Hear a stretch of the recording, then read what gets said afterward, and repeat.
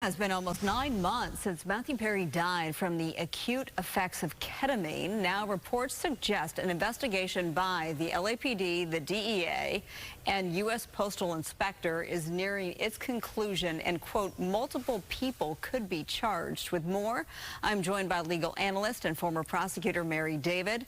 Good to have you. This is a really important topic, so appreciate you being here. As state and federal investigators crack down more on these overdose-related deaths, what sort of charges are we talking that people could face? We have seen increasingly that both state and federal prosecutors are going after drug dealers on these kinds of distribution charges and sale of illicit drugs. They've just really increased, particularly in Southern California, and there are many reasons for that. What really sticks out to me in this case is the fact that this is a situation where Matthew Perry clearly had this in his system and it was outside of his treatment, and so we're looking at potential conspiracy, we're looking at drug sale and distribution, and potentially even manslaughter or murder charges depending on what is found. Yeah, I think a lot of people think of the death of Michael Jackson, which I'll ask you about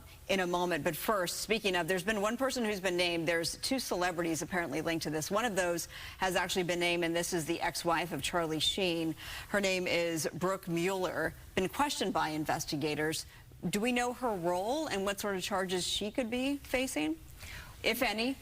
All we know right now is that investigators have seized both her laptop and cell phone. It is very likely, in my mind, that she is a person of interest, more so in terms of finding out if she has any connections to a drug dealer who could be charged. It is possible that she is the one who supplied Matthew Perry with the drugs that were in his system, so she could be under investigation for that as well, but it's difficult to say without more information. Yeah, I'm sure as they near the end of the investigation, we will get that information.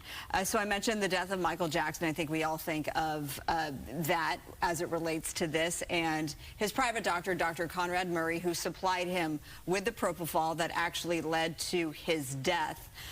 Dr. Conrad Murray, he was found guilty, convicted of involuntary manslaughter. He served time. So how similar are these cases? That is something that could happen in this case, that manslaughter charges are brought up. What we have seen increasingly is that state prosecutors are going after drug dealers not only on the sale and distribution charges, but in any homicides that also result in the case of Matthew Perry that could materialize there as well.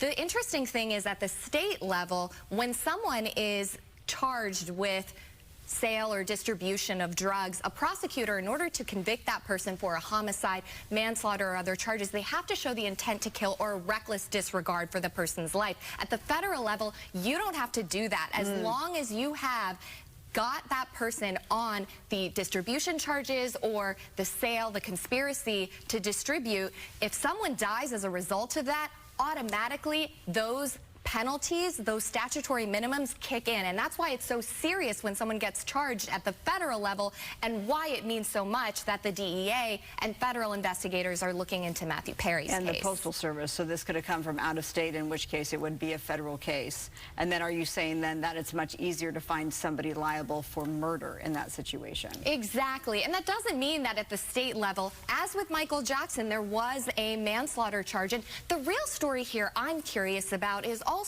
the level of drugs that people who are in these positions, high-profile celebrities, are able to access, and the systemic changes and potential charges that could fall out, because also these manufacturers can also be held liable, and there are federal charges for that as well. Wow, there's a lot to unpack there. We'll be paying attention. We thank you, Mary David, legal analyst. Thanks for being here. Thanks for having me. All right.